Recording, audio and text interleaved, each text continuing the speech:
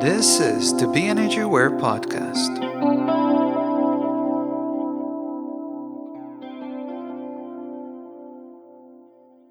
Welcome to the BEnergyAware Podcast.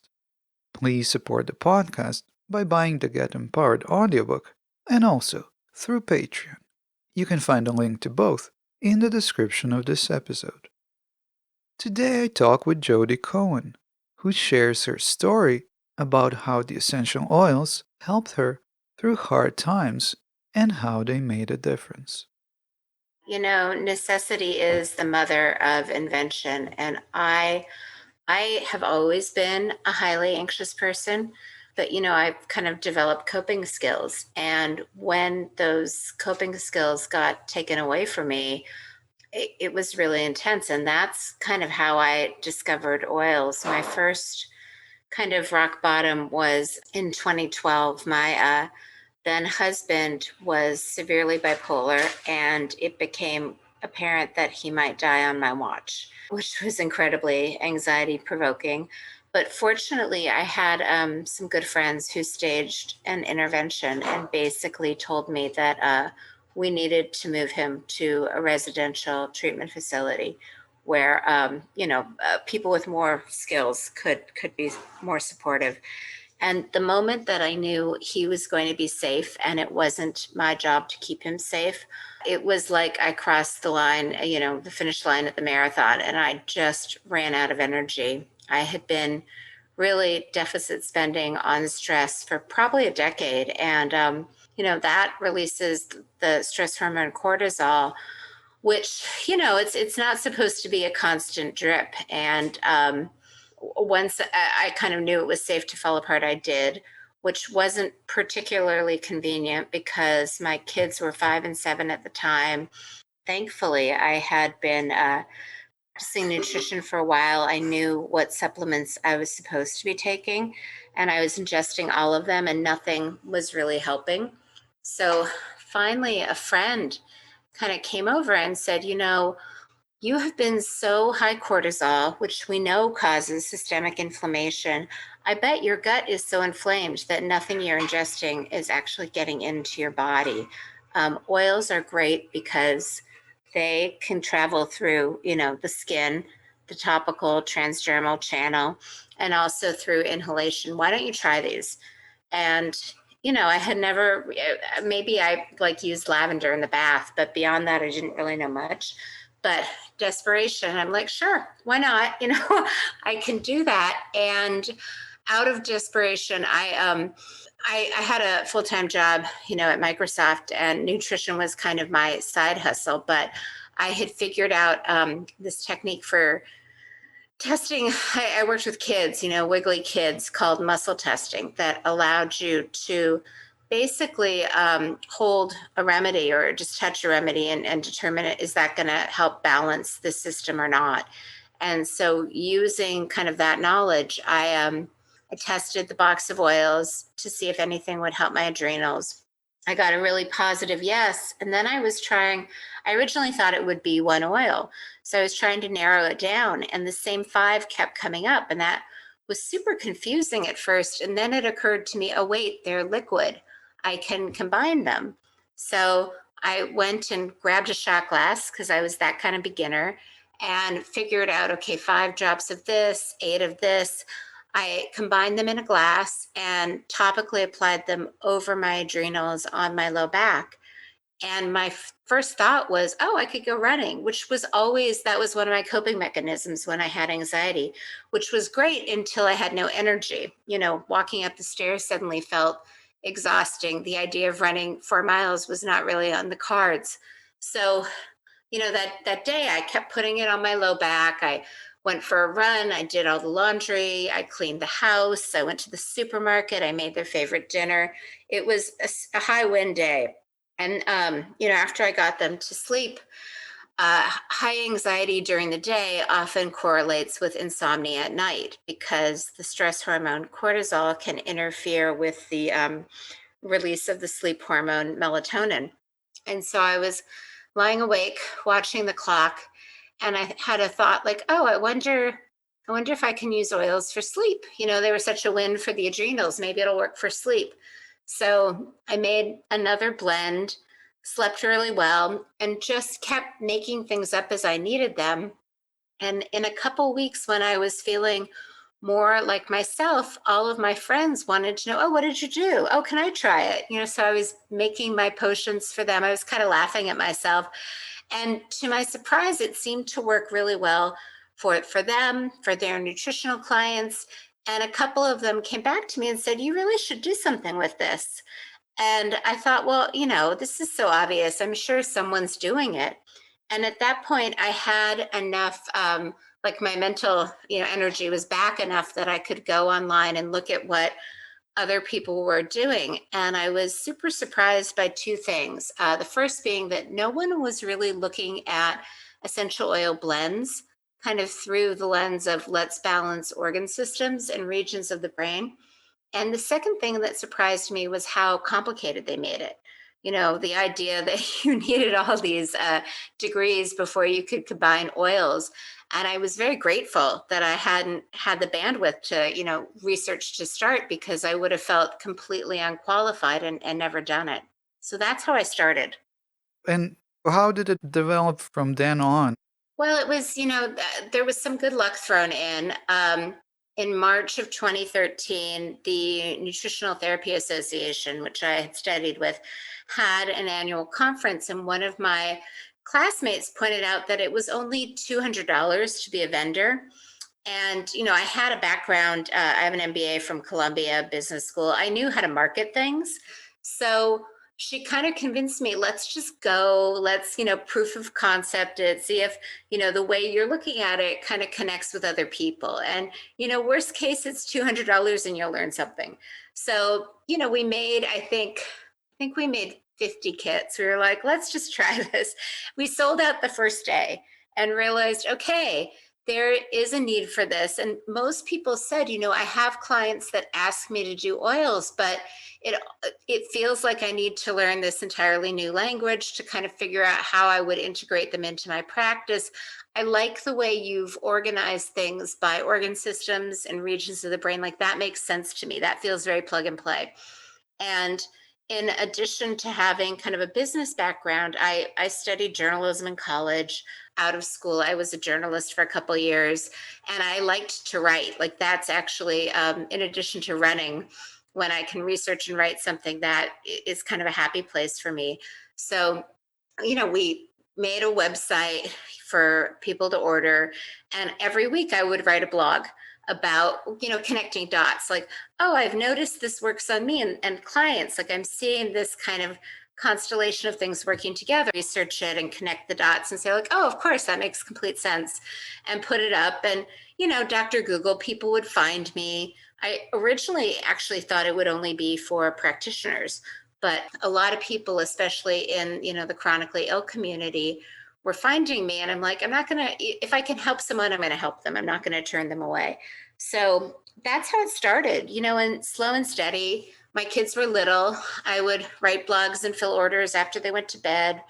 At a certain point, I hired a friend to help me fill orders, and it just kind of kept growing organically. When did your first book on essential oils come out? Yeah, I wrote that one in January of 2017. And at that point, I was still actively seeing clients. And what I realized is, I'm not cheap and I'm spending all this time saying the same thing over and over. It would be far more cost effective if I self published a book, gave them the book as part of the appointment, and they can read it at their own time and highlight things. And really, there's something, I mean, everyone learns differently, but when I'm able to read and highlight and reread it, the knowledge kind of integrates differently, and it makes me feel really organized and prepared. And so I just wanted people to get the most value out of their time with me. So that's why I wrote that book. And then, I wound up getting picked up by a distributor, and it kind of took off in that way, but it was never really designed. It's funny, one of the reviews on Amazon is like, oh, it's just a very detailed catalog, which was kind of what I wanted it to be at the time. I should update it and rewrite it, but the intention was just to take everything that's in my brain and put it out there in a really consumable way so that people, were more armed with knowledge. Now, when we talk about anxiety, and I mean, how did it work for you? Yeah, and I've got three actually really easy ways things that I do every day, sometimes multiple times a day. But, anxiety is really your response to fear. And fear in the brain kind of goes through different pathways, and I'll touch on all of them. But the amygdala is a fear center. And then the main kind of fear reaction is in your nervous system. Your autonomic nervous system controls your automatic functions, your heart rate, your respiratory rate. For me, when I feel really anxious, I always feel like my heart's going to explode out of my chest, and my breathing, I feel warm because the blood circulates more quickly. So when your nervous system thinks it's in danger, it's designed for survival. It's almost like it has different speeds, like your car, you've got your gas pedal and your brake. The gas pedal, you're going to die. You need more energy to either fight or flee. That is called your sympathetic branch of your nervous system. And when you perceive danger, both physical danger or kind of anticipatory stress, you're worried about your health, your relationship, your finances, anything that's going on in your life, that signals kind of a different cascade of chemicals that are designed to keep you alive. And then ideally, that danger is supposed to be short term, really acute, and then it passes. And your body shifts back into the parasympathetic branch of your nervous system. The rest, digest, heal, blood flows routed back to your digestion, your detoxification, things that aren't critical to immediate survival, like your immune function and your ability to anti-inflame and reproduce, get turned on. And that's really how your body is kind of navigating. What's really interesting is that you can kind of manually override your thoughts and shift into parasympathetic. And the key to doing that is the longest nerve in the body that most people have never heard of. It's called your vagus nerve. It's cranial nerve number 10. Super quick anatomy lesson. It starts at the base of the neck and then kind of splits and winds behind both ears. If you feel behind your earlobe right now, you can feel that bone. That's your mastoid bone. That is where it is the most accessible to the surface. It then winds through your throat, your larynx, your heart, your lungs, your stomach, your gallbladder, your liver, your pancreas, your intestines, and it's really the communication highway between your body and your brain. But what's interesting is that any point that it touches, it's called a nervate, allows you to activate this vagus nerve and turn on your parasympathetic response. So all of the deep breathing techniques, this is what they're actually doing. They're activating the vagus nerve, which then activates kind of the safety gauge, the parasympathetic response, the brake, the calming mechanism that helps you feel less anxious. So, one thing when you're anxious, it's like there are so many options and you're like paralyzed because you're not quite sure which one to pursue. And then when you feel safe, it's like you're able to see things differently. You're not in that overwhelmed state. So what's interesting about that point I mentioned behind the earlobe, I launched my company in 2012, exactly when research was coming out about stimulating the vagus nerve.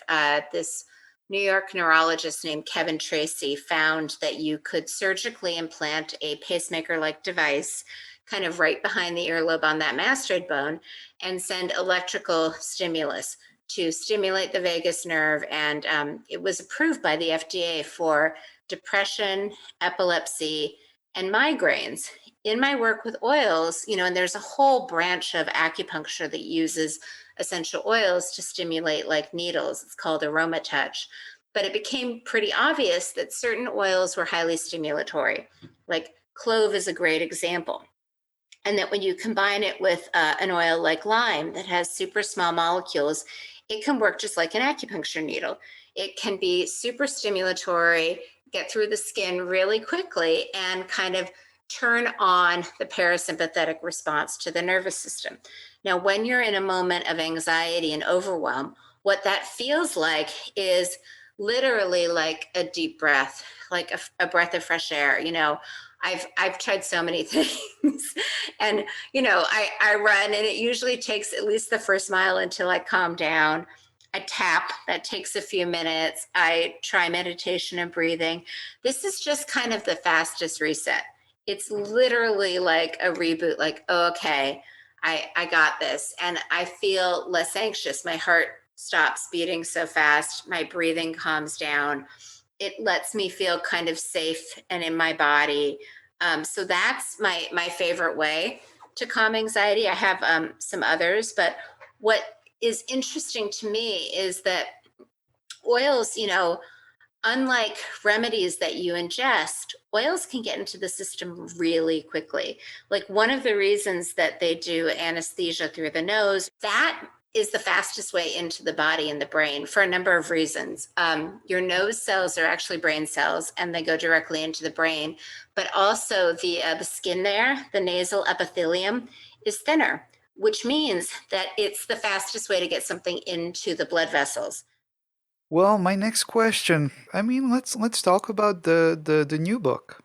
Yeah, it's very different. I mean, it's kind of everything I learned within the 4 years between them. But the biggest catalyst, so anxious already, totally have my compensatory measures. And then in August of 2018, the unthinkable happened. My 12-year-old son was killed in a car accident, completely out of the blue.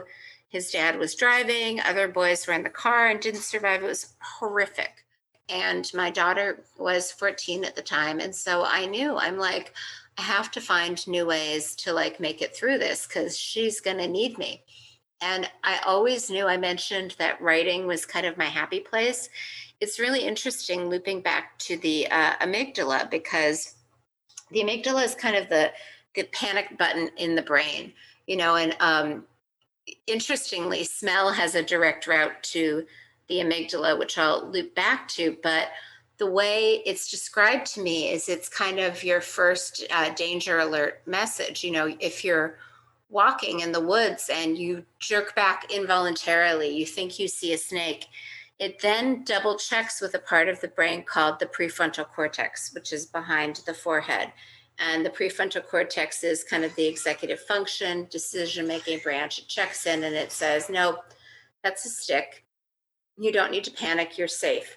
And so the more you can activate this prefrontal cortex, the more minor threats don't feel overwhelming. It's really like a calming mechanism. It's interesting, when most of us have a headache, we naturally put our hand over our forehead. And what that does is it draws blood flow and energy there. So you can do that through smelling things, because the nose goes directly to the forehead, by topically applying oils, or by really engaging the frontal lobe in ways that require you to hyper focus, like writing a new book. So I knew that I needed a mountain to climb that would distract me so that I wasn't kind of in chronic overwhelm and pain. And I can talk about other things that I did with oils, but basically, there's a book agent that I always admired. She works with a lot of the leaders in the health space. And I asked her to meet with me, and I asked her to help me get a book deal, because I wanted to try to do it right with a major publisher, knowing that because I have such anxiety, perhaps I'm really good at deadlines and I don't like to disappoint. It's kind of the perfectionist program. So I knew that by signing myself up for that, I would actually do it, and it would force me to focus on things, because, when you're anxious, you're not very productive. It's very hard to get anything done if you let that rule. So I knew that I would kind of have a purpose that would help me kind of get through this and override it. So that's part of why I started. The other reason was, when Max was alive, we live in Seattle, it rains a lot. We used to, spend weekends in bookstores, and both my kids were voracious readers. So we'd go to the kids section first and let them pick out a couple books. And then they'd sit on the floor and I'd look through kind of the health section. And I was always looking for an essential oil book that I thought really explained things the way I was, noticing they worked. And I could never find one. And so Max finally said to me, Mom, I think you're just going to have to write it. And so that kind of felt like a nice way to honor him. So it was a combination of new knowledge to share, needing a project, and, really wanting to commemorate his memory in a positive way. For someone who's just now starting to use the essential oils, what would you recommend? Where to start? What would be the entry point, the starting point for anyone who's just going into essential oils right now? I would say pick something you like. I've heard people say, "Oh, if it smells revolting, you need it." I don't believe that for a second.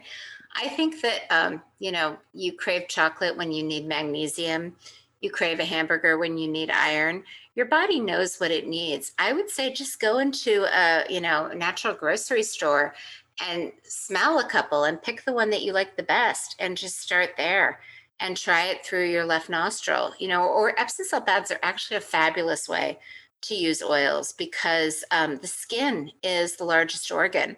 So my pro tip, I like a recipe of 2 cups of Epsom salt, 1 cup of baking soda, and then 3 drops of I like lavender, but whatever oil you like, and just use your bathtub as a mixing bowl. You know, Add the oil into the salts before you add the water so it doesn't float on top. Make it as hot as you can tolerate and try to stay in for as long as you can tolerate. And it opens up your pores. There's something about the magnesium and the salt that helps carry the oil into your system. Like start small, just try it out. If you like it, I have actually a free gift for everyone that's really good for anxiety, especially if you're listening to me and you're like, oh, I don't know about that. It's at boostthebrainbook.com/gift. And it's basically just 25 ways to activate your vagus nerve. And you don't need to do all 25. Like one of them is use your tongue like a paintbrush to paint the roof of your mouth.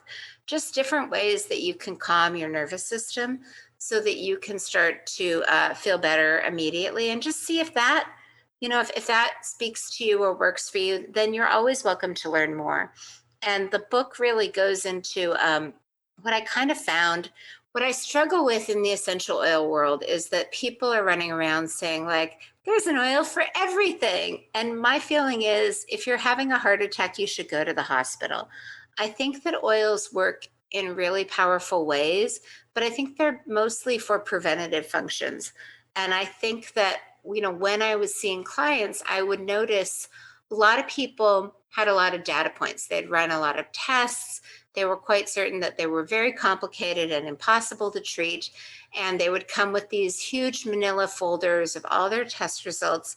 And at the end of the day, they're data points. And not to trivialize them in any way, but, you know, if you're always anxious and your nervous system is always stuck in the sympathetic gear, it's hard to heal because it's never prioritizing digestion, which gives you the raw materials and the building blocks of health, and detoxification, which makes sure the garbage leaves your body, and anti-inflammation. So, you know, that's a good point to start, and oils are good for that. If you're not sleeping, sleep is when your brain kind of cleans house and when your body cleans house. So that can really contribute to disease and challenges. And oils are great for sleep. Making sure that what's really interesting to me, I actually have a very detailed article on my website, Vibrant Blue Oils, about looking at what specific oils do in specific plants, like frankincense that most people have heard of. That's a resin, it's a band-aid. The tree gets injured and the resin pours out to kind of heal the wound. So it's great for kind of healing and regenerating cells because that's what it does in the plant. Herbs like vetiver that have deep roots in the ground, grounding herbs, grounding vegetables, they are really embedded deep in the earth, and they help you connect to the earth and feel stable and grounded. They also help with kind of directionality. Your lymphatic fluid, which is really like the sewer system of your body, it goes in one direction. It's a one-way street. And sometimes it doesn't move. That's why movement is so helpful for health, because it moves your lymph and it makes sure that the garbage leaves your body. But you can use oils that are kind of grounded in the earth to help with the directionality of, the fluid flow. So you can, just like you might combine paint colors, you can combine different plants and get this synergistic effect to really help the body return to balance so it can heal. And you're never going to be able to control the outside world. There have been a lot of surprises. It's entirely possible there will be more. So instead of kind of, focusing on what you can't control, I'd love to empower people to focus on what they can control. And that is helping to activate their parasympathetic nervous system so that no matter what gets thrown their way, they feel more resilient and empowered to take it on. And which essential oil would you recommend for activating that system? Yeah, it's a combination of clove and lime. I give the very specific recipe in the book, Essential Oils to Boost the Brain and Heal the Body. But you can also try any of the 25 strategies that you can grab for free at Boost the Brain book/gift. Oils help break up stagnation and congestion. So it just helps to clean things out. So it's both stimulating the nerve and preventing kind of the underlying contributing factors that can cause it to misfire. My last question would be, how can people connect with you? Yeah, they can find me at Vibrant Blue Oils. We have a Facebook group, we've got Facebook posts, Instagram. But if anything that I said inspired their interest, you can email us at info Vibrant Blue Oils, and we definitely try to get back to people within 24 hours. Thanks again to Jodi for sharing everything that she shared. Let me know your thoughts. As usual, get in touch with me through Instagram at BEnergyAware or through my website, BEnergyAware.com. And if you feel inspired, please leave a review on Apple Podcasts. And of course, please subscribe and share this podcast with your friends. I'm Bran, your host, and I'll talk to you again next week.